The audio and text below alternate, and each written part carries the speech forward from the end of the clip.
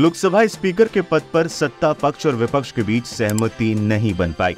NDA की ओर से ओम बिरला ने नामांकन दाखिल कर दिया, वहीं विपक्ष की ओर से भी के सुरेश को कैंडिडेट बनाया गया। उन्होंने भी नामांकन दाखिल कर दिया है। अब बुधवार को सुबह 11 बजे स्पीकर पद के लिए मतदान होगा।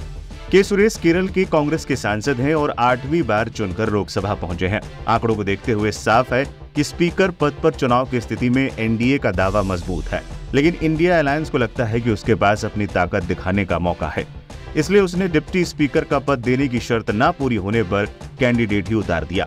इसके साथ ही भारतीय लोकतंत्र के 72 सालों के इतिहास में पहली बार होगा जब स्पीकर के पद पर चुनाव होगा। इस स्थिति के लिए राहुल गांधी ने सरकार पर ही ठीकरा फोड़ा। उन्होंने कहा कि विपक्ष ने स्पीकर पद के लिए सरकार का समर्थन देने का फैसला लिया था। हमारा कहना था कि आप डिप्टी स्पीकर का पद विपक्ष को दे दें, ऐसी परंपरा भी रही है। पूरी ऑपोजिशन ने कहा है, हमने सबसे बात की है, पूरे ऑपोजिशन ने कहा है कि हम स्पीकर को सपोर्ट करेंगे, मगर कन्वेंशन ये है कि डेप्यूटी स्पीकर ऑपोजिशन को मिलना चाहिए। वहीं विपक्ष की ओर से स्पीकर उतारने पर पीयूष गोयल ने कहा कि हम शर्तों के आधार पर समर्थन की बात को खारिज करते हैं। उन्होंने कहा कि विपक्ष की ओर से शर्त के आधार पर समर्थन की बात कही जा रही थी, ऐसा लोकसभा की परंपरा में कभी नहीं हुआ था। लोकसभा स्पीकर या फिर डिप्टी स्पीकर किसी दल का नहीं होता, बल्कि पूरे सदन का होता है। लोकसभा का उपाध्यक्ष कौन होगा वो पहले तय करे, फिर अध्यक्ष के लिए समर्थन मिलेगा।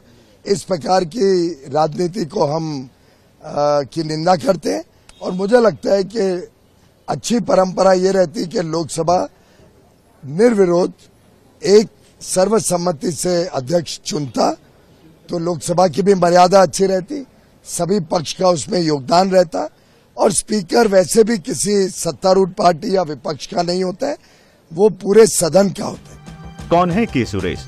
कोडिकुनिल सुरेश यानी कि के सुरेश केरल की एससी आरक्षित सीट मवेलीकारा लोकसभा सीट से सांसद हैं। साल 1989 से उनका इस सीट पर कब्जा है।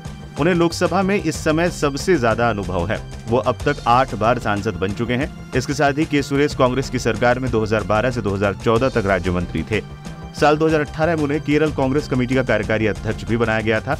वे एआईसीसी के सचिव भी रह चुके हैं।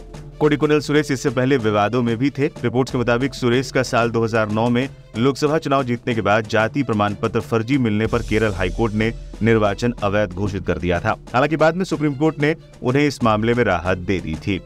लोकसभा स्पीकर का चुनाव कैसे होता है? लोकसभा अध्यक्ष का चुनाव संविधान के अनुच्छेद 93 के मुताबिक किया जाता है। सांसद अपने में से 2 सांसदों को स्पीकर और डिप्टी स्पीकर चुनते हैं।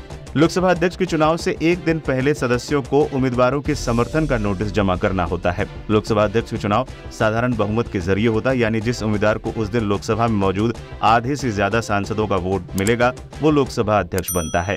17वीं लोकसभा के दौरान डिप्टी स्पीकर का पद पूरे कार्यकाल में खाली रहा था।